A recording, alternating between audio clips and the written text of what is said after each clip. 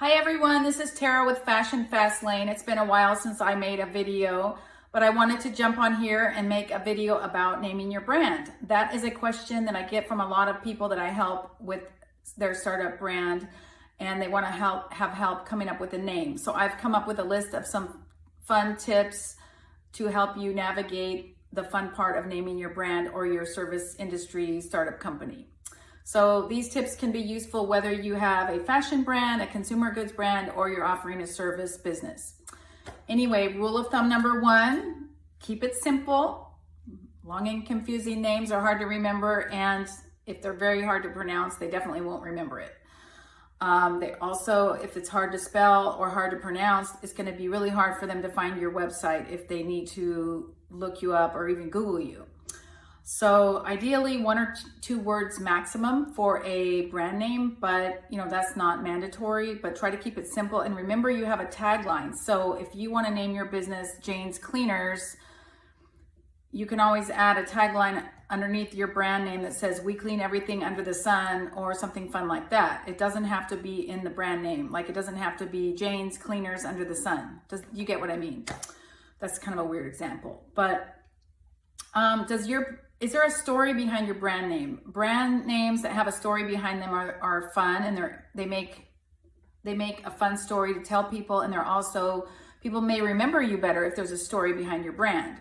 So for example, I have a handbag brand called Rocco and Dante handbags. People are like, who is Rocco? Who is Dante? They're actually my 2 dogs, and they're pugs. They're really cute. It got to the point when I started the business that I started to put them on the website because people could kind of remember me better because I was the lady who named the handbag brand after her 2 dogs. And it sounds kind of cheesy, but people did remember me because of the dogs, to be honest.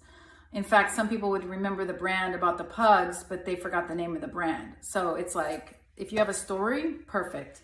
Definitely helps you stand out from the competition, right? Think about what you want the name to convey. Not every name is gonna convey exactly what it is. For example, there's a fashion brand. It's called Young, Broke, and Single, something like that. I can't remember exactly. Young, Broke, and Single. Anyway, when I first saw the name brand like a long time ago, I thought it was like a dating site, but it's actually a brand name out of LA. They do a lot of streetwear. It's kind of funky. And it's like a fun brand, Young, Broke, and Single, something like that. And, so it doesn't exactly convey what the meaning is. So that's okay. For fashion, it's very irreverent. Fashion is fun, and people expect that. But if you're in the service industry and you're providing a service, such as if you're an attorney or you're a dry cleaners or you're offering some type of business service, it's probably better that you don't call it a really weird, crazy name. You want to be more professional. So that's something to think about. It really depends on what industry you're in.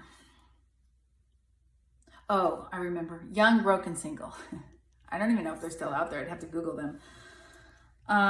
Make sure your business can evolve with the times. So if you have, for example, if you love antique lamps, now I'm just making this up, but say you love antique lamps and you collect them and you want to open a business, so your company's going to be Jane's Antique Lamps. But 2 or 3 years down the road, you decided you want to expand your business and you want to sell antique furniture, and the name on your store says Jane's Antique Lamps. That's going to kind of your name kind of limits you. So it would have been better in the beginning to name your company Jane's Antiques. So as you expand into different categories, the name would still cover you. Does that make sense? You can always change your tagline. So you could be Jane's Antiques, for example, and your tagline could be,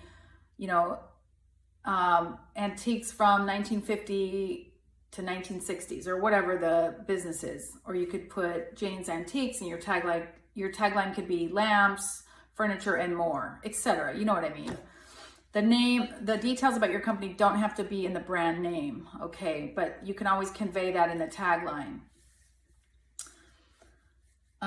Be careful with naming your brand after your city or your street or the location that you're at. So if you start up a dry cleaners and you want to be, and you love, say you're on North Central Drive, so you're going to call your company North Central Dry Cleaners. Well, or what if you love being in Seattle? You could be Seattle Dry Cleaners. But what if you want to open up a location in Denver, Colorado?